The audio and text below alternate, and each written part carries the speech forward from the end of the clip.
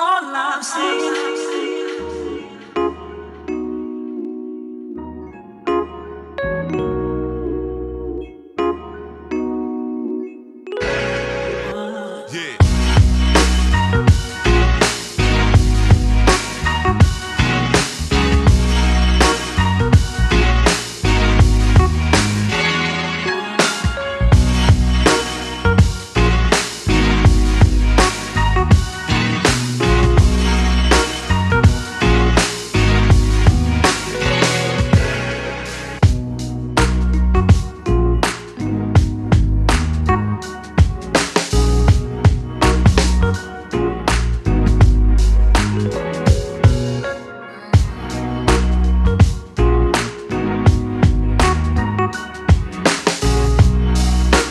Keanekaragaman hayati merupakan ungkapan pernyataan tentang terdapatnya berbagai macam variasi atau perbedaan sifat atau ciri di antara makhluk hidup yang ada di suatu tempat. Variasi itu meliputi antara lain variasi bentuk, warna, jumlah, ukuran, habitat, dan kebiasaan. Jadi yang dimaksud dengan keanekaragaman hayati adalah keanekaragaman semua spesies tumbuhan, hewan, mikroorganisme, serta proses-proses ekosistem dan ekologis yang ada di suatu tempat. Keanekaragaman hayati yang ada di bumi dapat dibedakan menjadi 3 tingkat, yaitu keanekaragaman tingkat gen, keanekaragaman tingkat spesies, dan keanekaragaman tingkat ekosistem. Adanya keanekaragaman pada tingkat gen menyebabkan terjadinya variasi individu dalam satu spesies, baik dalam hal bentuk, sifat, warna, ataupun hal lainnya. Sementara itu, keanekaragaman tingkat spesies akan menimbulkan keanekaragaman di tingkat takson yang lebih tinggi, misalnya di tingkat genus. Banyaknya variasi dan beraneka ragamnya spesies akan menyusun ekosistem yang berbeda pula. Nah, mari kita bahas keanekaragaman hayati tingkat gen, spesies, dan ekosistem satu persatu. Yang pertama adalah keanekaragaman hayati tingkat gen. Apa yang dimaksud dengan gen?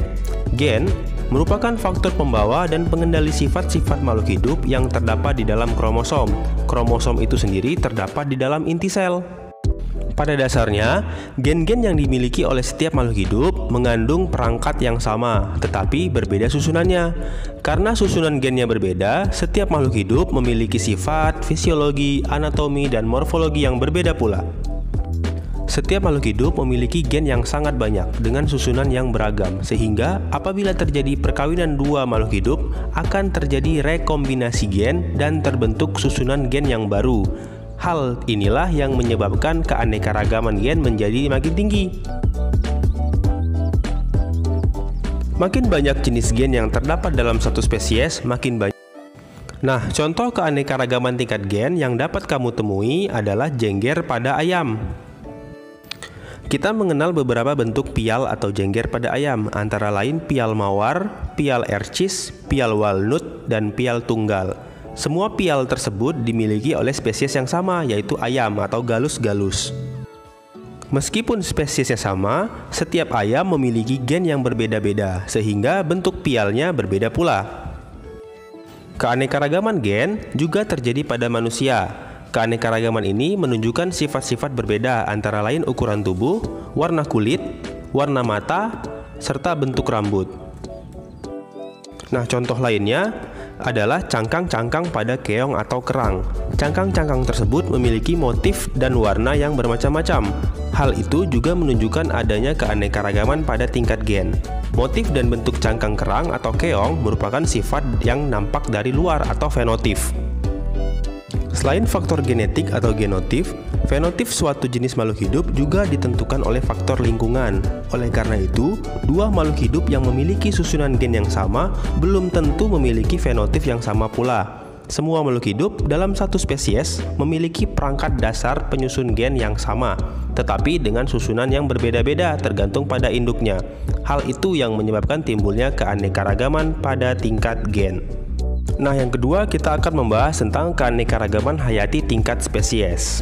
Sebelum kita membahasnya, dapatkah kamu membedakan antara tanaman kelapa, aren, lontar, dan pinang? Atau dapatkah kamu membedakan jenis kacang-kacang seperti kacang tanah, kacang merah, kacang kapri, dan kacang hijau? Selain itu, dapatkah kamu membedakan antara hewan kucing, harimau, singa, dan citah? Jika kamu dapat membedakannya, setidaknya kamu telah mengetahui keanekaragaman tingkat spesies atau jenis.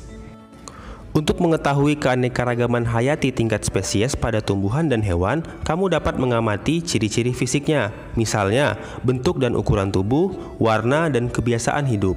Contoh, kamu tentu dapat dengan mudah membedakan anggota keluarga kacang-kacangan antara kacang tanah, kacang kapri, kacang hijau, dan kacang merah.